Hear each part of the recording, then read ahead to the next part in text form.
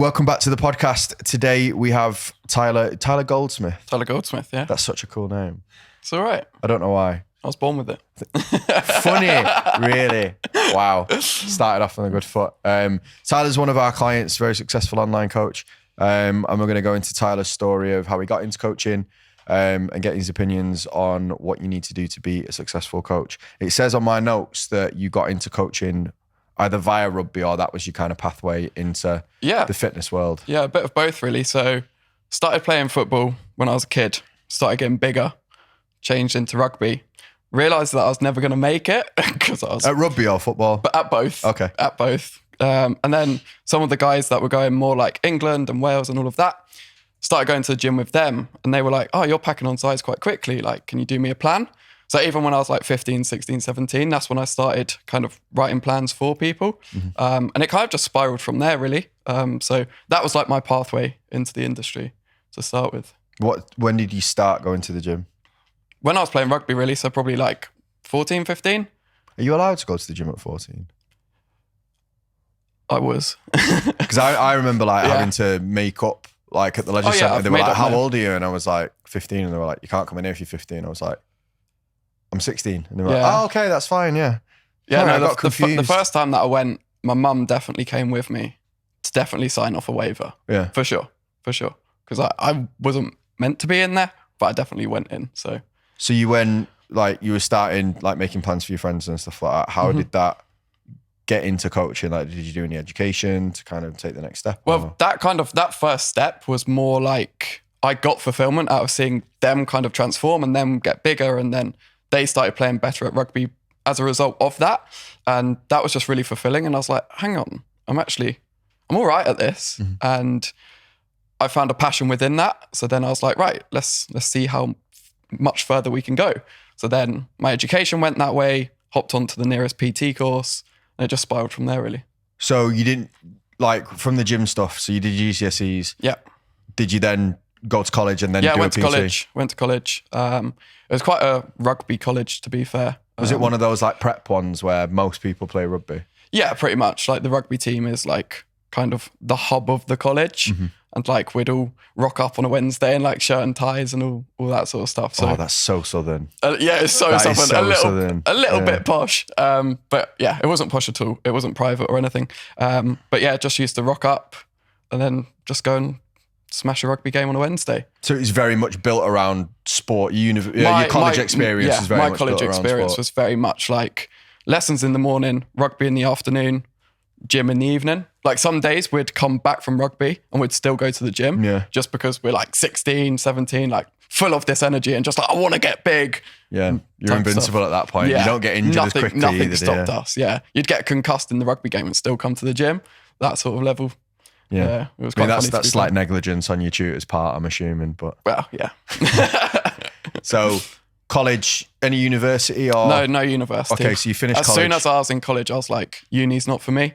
I just wanted to get out into the world. Okay. Like my parents had owned businesses and all that sort of stuff, so I was just like, right. I mean, theirs was very different. They owned pubs, so for me to then go down the health route was very different.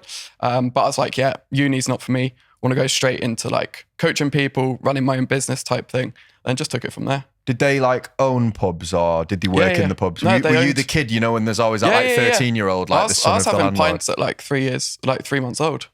I was being passed around the pub as a baby. I was going to say. Yeah. So that's a bit of an interesting one. That wasn't on the information. So do you think that maybe shaped you like, for example, right, my mum and dad are both smokers. Mm. I couldn't think of anything worse than smoking now because I've grown up with them smoking. It definitely put me off alcohol. Like I'm not really a drinker. Like I'll drink like once or twice a year. Like if someone's like, oh, do you want a drink? I'm like, not really too asked about it. So I think that definitely came into play. Like my brother doesn't really drink either because we were brought up seeing the effect that it had on people. Like we were like, oh, don't want to drink, don't want to be like that. Is there any stories that like stand out in your mind from like seeing your parents or yourself dealing with drunk people when you were in the pub when you were a kid? No, not really. I've tried to erase it from my mind, to be fair. That's just one of those ones that you've just... Yeah, just like we'll push that one over there. But yeah, that's kind of the upbringing that I had. Then I had my dad's really sporty. My mum's quite sporty. So it kind of just went from there, really. Yeah. How did they feel about you leaving college and going into personal training? Were they supportive with that? Or Oh, 100%. were they? Yeah, 100%. My dad was like, you've just got to pick it and go with it, rather than just being like, don't doubt yourself, this sort of thing. Like, if you don't want to go to uni, that's fine. Don't go to uni. My brother didn't go to uni. Like, we just went straight into our jobs and then just pushed on from there. Do you think that's because your parents maybe came from a you know, they had business, but you're self-employed when you run a business, right? Yeah. They came from a self-employed background, so maybe they were a bit more open to you. Yeah, for sure. It's not really like, because I'm assuming a lot of your friends, right? Like if you grew up in Brighton, played rugby, the natural progression, if you don't go and play rugby, at least down some sort of route, you would go on to university and play for sure. Like, rugby, right? A lot of my friends, like probably 90% of them went to uni, and I was just like, nah, that's not for me. What made you think it wasn't for you? Just I couldn't sit in a classroom, and I wanted to be out and about, speaking to people, engaging with people, trying to figure out some way of like the skills that I've got. They're definitely not suited for uni. So that's kind of the pathway that it took me down. From there, I was just like, yeah, I can't do this. Like even in college, I'd just sit staring out the window, thinking of like when the next party was, when the next gym session was, when the next rugby game was. But I was never actually focused on the session. It was all about what's next. And that's always been my mindset with stuff like that. Cool. So in college though, I'm assuming you studied something sport related. Yeah, sports science in college. Yeah. So that naturally kind of just went on with that, yeah. So when did you do your level 2 and 3 then? Did you do that straight out of college? So I did my level 2 while I was in college, and then the day that I left college, phoned up to do my level 3 and was just qualified 6 weeks later. That's good. Your mum and dad pay for that? No, I paid for it. Really? Yeah. What did you do, save up? No, I did the pay monthly option for like 2 years. Really? Yeah, I was just like, whatever it takes. Like even, it worked out to like 90 quid a month over this like period of time. And I was just like, whatever it takes, I need that course because I can back myself to go and make it back like pretty quickly. Yeah. So I just had that mindset going into it. That's quite an impressive mindset to have from like really early on though, because what was the course? Like 2 bags? 2.5, yeah, because I did like the intense one where you could get it done in 6 weeks. Right, so for me, like, how old were you then? Like 17? 17, yeah. Right, as a 17-year-old, if you'd have put something in front of me and said that course is 2.5 bags, I'd have laughed at you. Because the only reason I went to, like, obviously university was expensive, but I was on the university before it went mad, so it was like $3,000 a year. But when it's uni, it's not. It is your money because you end up paying it back, as I see every year on my tax bill nowadays. But God, and in the first tax bill that I got back, it didn't have the student loan on it, and I was like, it's fairly reasonable. Well, it wasn't fairly reasonable, but I was like, that's what I was expecting. Right. They sent me another letter they went, we forgot to put your student finance in there. And when I saw it, I was like, oh my God, is that how much money I've got to pay back for this? Nobody told me that, and I was just fucking taking out maintenance loans left, right, and centre, pissing it up the wall. I should have fucking saved it. Charlotte's is worse, to be fair, because she's on the newer one, so hers was like 9,000 a year.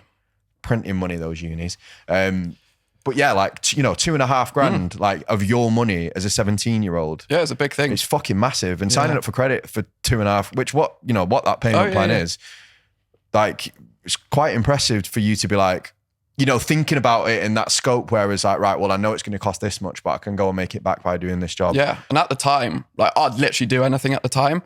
So where I grew up, we like lived in the countryside bit near Brighton. And there was a dairy farm and my mate's mum owned the dairy farm. So I'd put my wellies on and literally just go and walk through cow shit all day for like £5 an hour just to be like, right, that's going to give me X amount. So I can then pay for the course. That's what I was. That's what I was getting to. I'll do it on the monthly because I was being paid like 25 quid a week. Yeah. I was like, okay, I'll do it on the paid monthly because that can be my like course pot to then put towards it. That's what I was getting to when I asked whether your parents paid for it or you paid for it. So you were working on a dairy farm to pay for the. Which is quite funny actually, because I was working on a dairy farm and they did ice cream and pints of milk and all of this sort of stuff as you do on a dairy farm.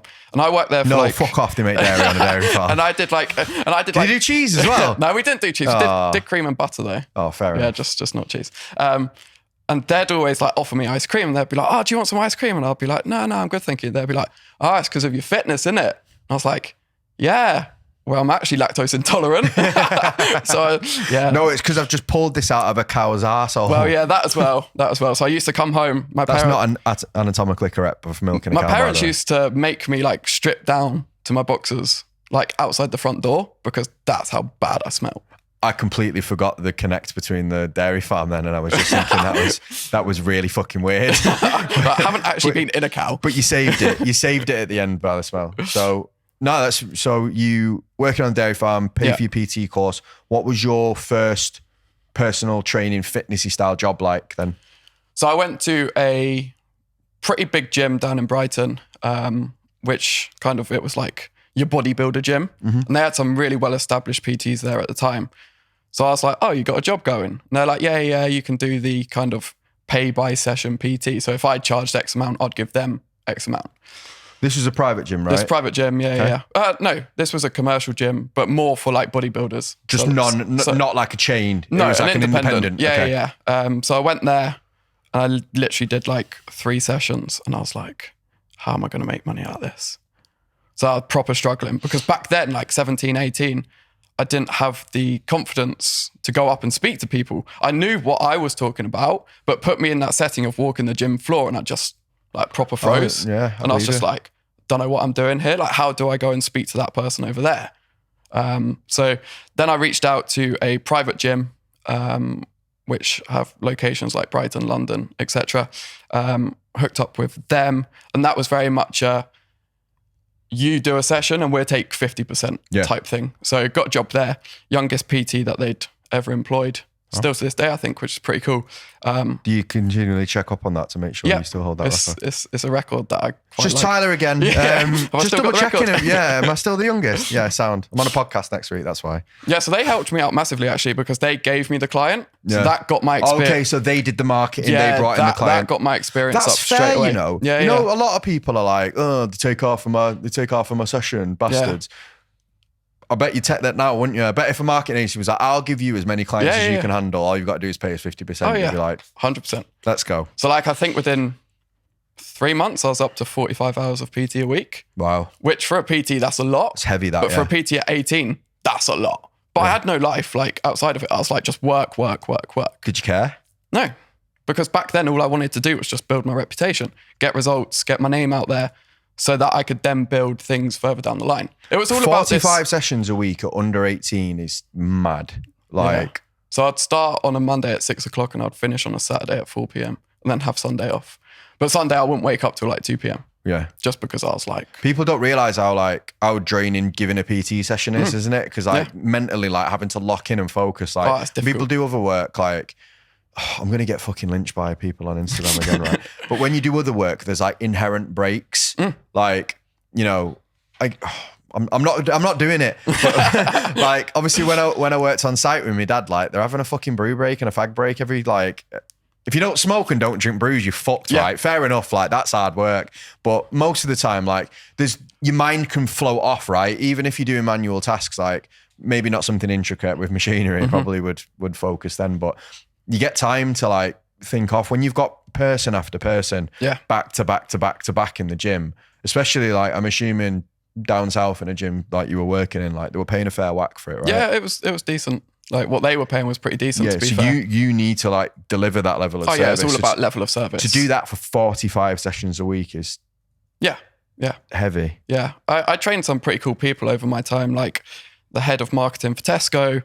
I trained a guy who owned the biggest care home company in like the UK. So I had some really good people, which I kind of used that as like, right, these are people that are really high up in what they do. They're getting something out of me, but I want something out of them. So during the session, in the breaks, I'll just pick their brain about their business and all of this sort of stuff to be like, right, how can I leverage that? Yeah, it's Tesco, but how can I leverage that into what I'm doing? So I just so much cleverer at 18 than I was as an adult. Because when I was PTing people, right, I had a client. She was called Carrie Green. She's actually like a really famous businesswoman, but like she's quite young and she doesn't not in an offensive way, but she just didn't look like a traditional business person. And she actually she runs something online called the Female Entrepreneur Society. So it's like a big online group program. She used to tell me stuff all the time and I'd be like, shut up, Carrie, just do your squats. Like, just stop telling me what to do in my business. I know what I'm fucking doing.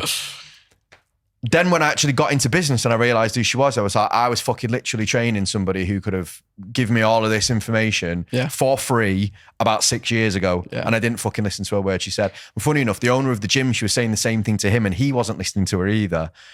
So I'm very impressed so far. We've got some really like deep stuff out. Yeah. So PT, how did you then start transitioning online? When did you actually start doing online coaching? Well, I dabbled with it a little bit, 2019-ish. Early then, realistically. Yeah. Spreadsheet kind of shit. Yeah. But back then, I think I was like 19, 20. So didn't really know how to market it like effectively because obviously this gym had done the marketing for me. So I was like, right, okay, I'm doing 45 hours of PT a week, like really tired, really like fatigued, all of this sort of stuff. Pretty burnt out, to be fair. I know that term's overused, but 45 sessions of PT. No, I agree. It's a lot. So I was like, right, I need to make this more manageable. So how can I do it? So I went onto Instagram, but didn't have a clue what I was doing.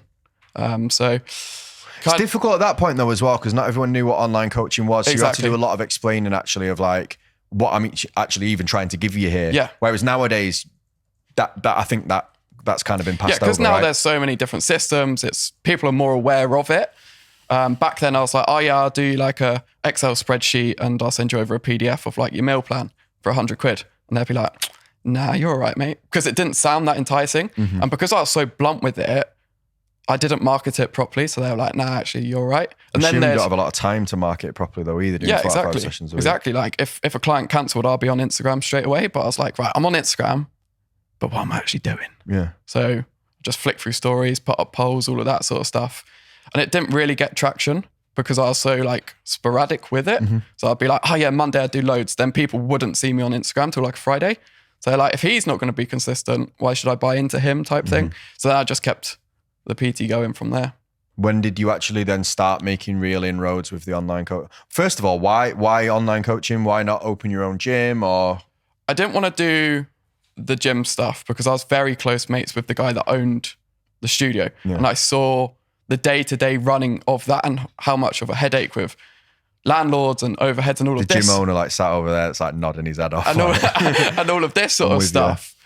And yeah, he was just pulling his hair out on a daily basis. So I was like, that's not really scalable to what I wanted to do. For other people, fine, but not for me. So I was like, if I go online, I can have people in Australia, Dubai, England, like wherever. And I'm not capped by 45 hours per week. Like I can get this to like 100, 120, all of this sort of stuff. So that was my thinking with it. And I kind of just went from that and I was like, I'm doing 45 sessions of PT a week. I'm at X amount of money, but I want to get to this amount of money. I can't have more hours in the week. So I was like, right, how do I do this? So that's kind of when the online stuff came in from there, really. And where did you start like making an actual transition? Like from, did you reduce any of your hours, or was it COVID where like you just all got taken off you and you're like, fine, I've got to fucking do it now? Yeah, COVID was the one. So when COVID hit, I was more focused on kind of my one-to-one clients. And I was like, right, I've got to look after them. I've got to make sure they're okay. So that just went from 45 hours on the gym floor to like 25, 30 hours on Zoom. Okay. And so you did the Zoom session? Yeah, I did the Zoom stuff. Not like I wasn't dancing around my living room. I felt like everyone just tried to pick away and just went with it. And I they just were like, sat fuck there it. and spoke through literally everything. But obviously, being from the area that I was PTing at, some of my clients were quite wealthy and had home gyms. Yeah. So I was like, right, you come on Zoom. And that worked quite well, actually. And then after lockdown is kind of when I started really pushing with the online stuff. But even then I was like, need to get proper systems in place and all of that sort of stuff.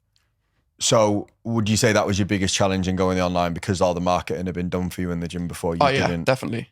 Like knowing systems and how to run it, but also making it enticing for people to actually want to buy it. I feel like coaches pick up the systems quite quickly, to be honest with you, because innately, like, you're a coach. That's what you've been. You've done sports science. Like, you did your PT, you've coached. Fuck knows how many hours in the gym, right? That's never the thing that we usually find is the issue. Like, we never find anyone. Very rare someone comes in and we're like, oh my God, you can't coach people. Usually it's the opposite way around. Like, they can coach people, but they just have no idea how to get people onto their coaching. So it's like they're the best kept secret in the world. Yeah. Do you know what I mean? Like, brilliant coaches, but just can't get people onto the programs. Generally, it's the ones that get loads of people onto the programs that are good at marketing that are generally not so good at coaching. So yeah, it's an interesting one because you never did any marketing. Like in the gym, like it's similar. Yeah. Because you have to go, you have to build relationships, you have to speak to people. Like I'm assuming you did do that, but obviously your diary was pretty much full from Yeah. month 3. So like, when the fuck were you going to have the time Exactly. to actually do that? And So like- how did you manage that transition then? Kind of just being like, I need to dedicate time with this. So I got to a stage where I was like, right, if I want to do the online thing and do it properly, I need to dedicate days to this. So with my PT, I went down to a Monday, Wednesday, Thursday, and then a Tuesday and Friday would be like dedicated to online. And I kind of just filtered it across that way. Brought over a couple of my in-person people online, and then just said to the rest of them, I was like, I'm going all in on this. Come with me if you want to. Don't if you don't want to. And then it just kind of spiraled from there. And that was August last year that I went like full time with it. Was that scary? Yeah. The biggest thing that I struggled with was routine, because obviously every single day up at 5, get in the car, drive to the I gym. agree. Whereas now it's like, I don't technically have to be up at 5. So I'm still up at 5 anyway, but I'm like, right, what do I need to do? Because no one's relying on me. I've got to rely on myself. So it's more like self-accountability that I found the most difficult for sure. Because it's like, I've got to turn up for people online. I've got to turn up for myself and all of this sort of stuff. Do you feel like there's a difference as well between like, obviously the gym used to give you clients, right? So even if you weren't proactive about getting clients, it was always like, well, there's another one. Because obviously they earn off you earning, right? Yeah. Whereas obviously your online business, it's solely up to you to market. There is for absolutely sure. no handout that you're going to get given. Yeah, as soon as one of my in-person clients left, they'd be like, here's someone to replace that hour. If someone drops off my online, I'm like, right, that's on me. Now I've got to go and search and get a new person in, ask for referrals, do the marketing around it, which when you don't have much reputational or authority in the kind of online space at that time, you've really got to go and get it and put the time in to go and get it. What do you feel like your biggest lessons have been now then from going through that process and learning the online game and being quite successful? Like, is there anything that you wish maybe someone had told you earlier, or something that you weren't aware of when you started? Yeah, something that I've learned since coming onto the course, and it's like, do the process. There's nothing like super, super magical. Like, don't look for the next thing. Just do the processes, follow them, rinse and repeat. And funnily enough, it works. People always go, oh yeah, but you must do like the next magic thing, all this sort of stuff. But it's like, just follow the processes. Do your posts, do your lead gen, all of this sort of stuff, and just rinse and repeat that. And that's the biggest thing that I found. What did you find you were trying to do when you first started? Like, what mistakes did you make? I thought, nah, that's too simple, that. And I was like trying to do loads of like fancy graphics and all of this sort of stuff, like really wasting my time. Whereas now I'm just like, right, put the time in on the stuff that's going to move the business forward, not make the business look pretty. And that's the biggest thing for me. Yeah, I think they come in stages, don't they? Like, Yeah. once you've got the fundamentals down, then you can look to add some polish to it. But Yeah. I speak to a lot of coaches that don't even have a basic skill set in like sales and marketing. Like, for me, and I think that's one of the things that you probably got quite well, because you worked in a certain gym with a certain kind of client in a certain area. You were given a certain kind of client, Yeah. which probably did you a favor. Oh, I massively. think when you went online, at least you had that. And this is what, like, there is an argument between like, can you go straight online? Like, or should you start in a gym first? The one thing that I think that you must have had that PTs do have, especially PTs that get a certain kind of client. Yeah. You just spent 45 hours every single week for the past however long talking to these people. So you know what they like, you know what they don't like, you know what they read, you know what they don't read, you know kind of the for things sure. that they want. Like, you understand them. It's almost like doing, how long did you PT in person for? 4.5 years. Yeah. So, and from month 3, you were doing 45 hours a week, right? Yeah. So I can't even do the maths on that in my head. I think but I you've done- calculated it like over 8,500 hours of PT. So kind you've of in done that time. 8,500 hours sat with your ideal client, Yeah. talking to them about what they want, what they don't like, the things that they do. Obviously, you've coached them, so you've had hands-on experience. That's a fucking lot of market research. Yeah. Like, that's way more than most people will do. Oh, for and I sure. think that gives you a leg up with your online coaching, because then at least, you know, if you come to content ideas and you come to, well, who do I work with? Do I even understand this audience? You know, you've done 8,500 hours of trying to understand that person. Yeah, definitely. And like the biggest thing for me was like, and I learned this quite early on, it's like you can have the best training program, the best diet plan, but how do you get someone to actually stick to it? And that's the biggest thing for me. So it's kind of like that psychological game of, right, you've got this client in front of you, you've designed them a really good training plan, a really good diet. Okay, cool. Now they need to implement it, but you need to help them implement it. Otherwise, it's just a training plan. So that's kind of the biggest thing. And I think doing the in-person PT helped me with that when I then came onto online, because I was like, right, psychology is the biggest part.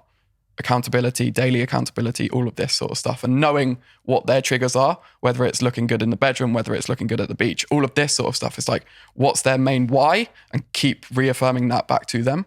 And that's the biggest thing that I kind of found transitioning. And that's what the in-person PT definitely helped me with the most. Yeah. For sure. We find that a lot of the work that we have to do with people isn't strategy. It's understanding psychology and understanding either psychology of coaching, what makes people stick to programs, or buying behaviors, like what makes people look at a certain PT and go, I want to trust that person with my journey and things like that. And I think, like you said, like the time that you'd spent in the gym putting those hours in obviously gives you a really good background in, I know what these people want, I know what to say to them, I know what, and that was a really useful point actually that you made, where you said it's not just about writing a plan, because a lot of people can write a really good training plan and a really good diet plan that's really deep rooted in science, but the science sometimes doesn't get the job done. Like, I don't know, like one of my bugbears is when I hear people like come online and they're like, all my clients keep asking me when the training plan changes. The training plan doesn't change. You just need to stick to it. And I'm thinking,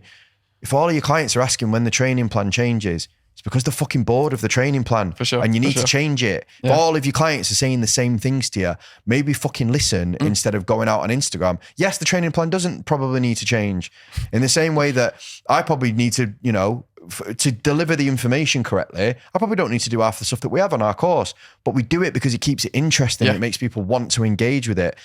Same as a teacher, it's like exactly the same process. Oh, for sure. Like I've got some clients and they've run the same program for 30 weeks, but I've got other clients that I have to change every 8 to 10, because you've got to learn the client. It's not just one big generalization. It's working with people one-to-one. And that's why I do what I do. It's very one-to-one based and tailored to that person, because it's like, right, you need 10 weeks on that program till we change. You can run that for 30. You can crack on. And it's just learning people and knowing what makes them tick.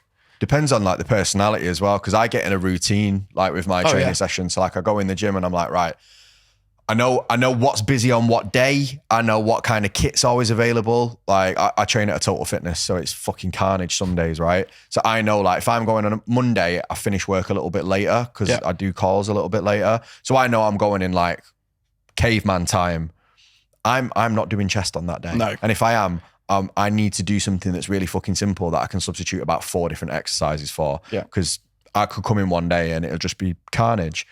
For sure. So like, for me, I don't like my training program changing, because then it throws my whole thing off, because I'm like, now I've got to figure out when the fucking leg press is free. I didn't do the leg press. Yeah, but it's even down to time, isn't it? Because if you stick with the same, like if you're really busy and you're like quite a routine person, you're like, right, that leg session takes me an hour 20. If I then change your leg session 8 weeks later and it's now an hour 45, that then affects your family life or your dinner time or whatever you do in the evening. I can't do it on Mondays anymore because I've got to do that on a Monday evening. It disrupts everything. Yeah. So I think that's a big thing, learning an individual.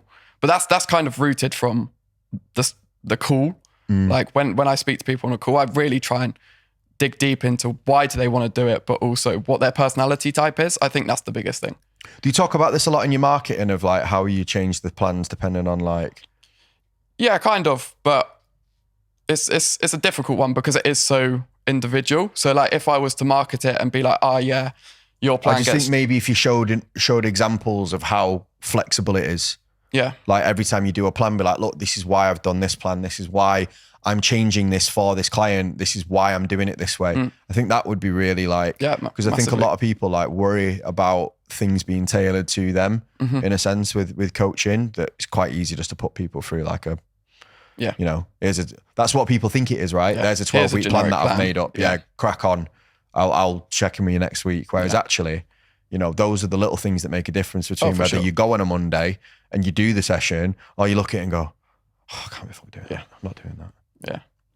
It's definitely a big thing, isn't it? Because like for us, like gym and training kind of is our life. So with that, it's like we've got to put our mindset of it's their hobby, not their life. So it's like these people have got jobs, they've got families, they've got whatever they do in the evening. That's their priority.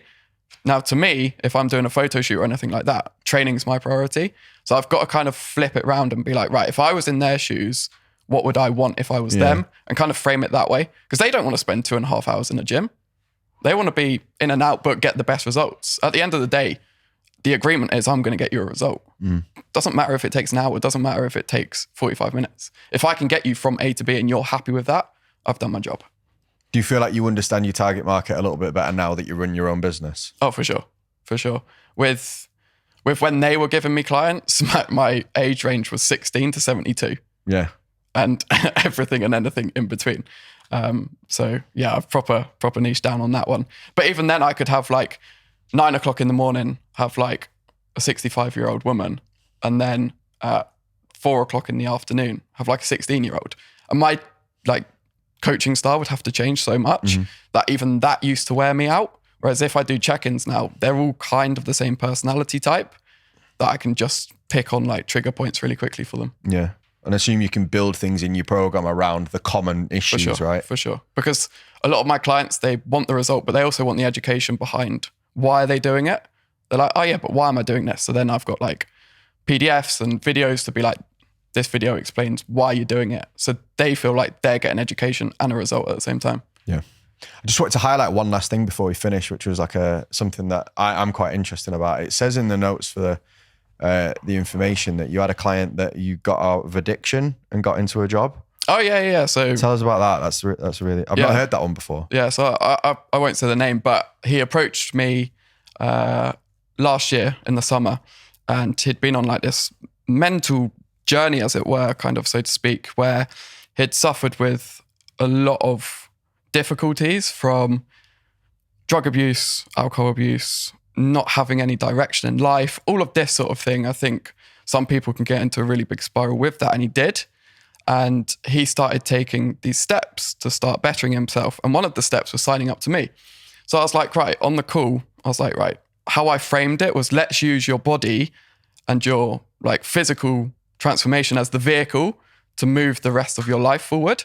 So throughout that, he lost 26 kilo in like 21 weeks, which was pretty mad.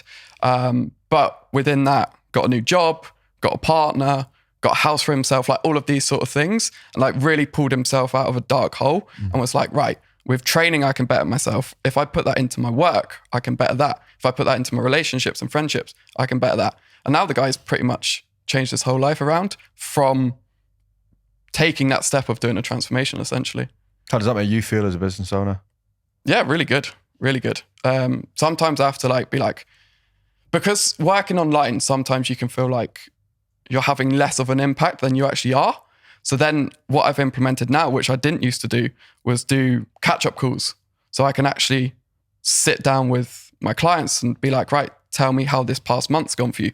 Tell me how the past 2 months have gone for you. Really get that connection. And then when they relay stuff back to me, I'm like, this is actually really cool. And this is why I do what I do.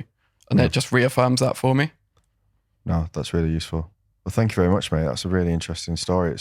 I actually learned a lot about it. This is one of the things that I love about doing the podcast is obviously we have coaches that coach our program because there's been fucking no way of me actually managing the numbers. But like, so they work obviously on a really close level with you and know all of this stuff. And I only ever usually see the like how much they're earning or like the numbers based stuff when we check through the numbers, and we kind of don't get that history behind everyone as much as I'd like. So no, that was a really interesting story, mate. Thank you. Thank you for having me on. Any final tips that you'd like to give to people who, I think for you, maybe looking at getting into the fitness industry and like wonder, because you obviously had a lot of options on your table. Like you weren't limited with what you could do after college. You chose to do this. Yeah. So my biggest thing would be, if you're wanting to get into online coaching, maybe start with a hybrid of doing in-person and online, just so you can build that kind of psychology. You can have some hands-on experience of how to read people, because it's delayed gratification of then being a better online coach 6 months down the line, a year down the line.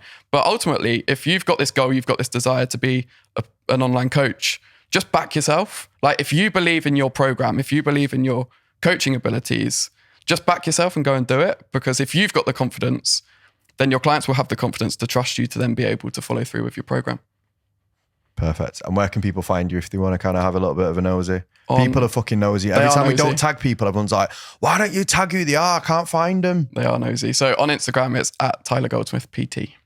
There we go. Thank you very much, mate. Thank you for having me on.